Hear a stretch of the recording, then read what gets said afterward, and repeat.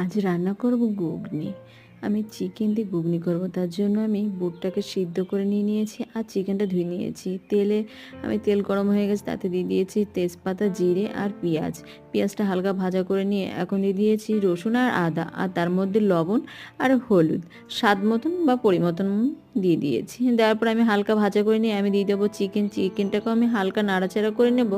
নেওয়ার পর আমি দেব জিরের গুঁড়ো আর লঙ্কার গুঁড়ো। এইটাকে আমি হালকা ভাজা করে নিয়ে নিয়েছি। আর আমার যেহেতু আমি এটা পুড়ে যাবে, তার জন্য আমি সামান্য একটুখানি জল দিয়ে নিয়েছি।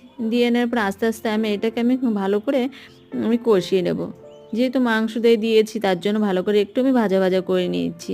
আমার ভাজাও হয়ে গেছে। আর ওই যে আমি বুট সিদ্ধ করে নিয়েছি, সেটাকেও দিয়ে আমার পরিমাণ মতো আমি জল দিয়ে নিয়েছি। বা যে ওতে জল ছিল সেইটা দিয়ে দিয়েছি। ভালো করে জাল দিয়ে নিয়ে আমি গরম মশলা আর এতে সামান্য একটু চিনি দিয়ে দেবে। আর এরকম রান্না যদি তোমরা দেখতে চাও, তাহলে লাইক কমেন্ট শেয়ার অবশ্যই করবে।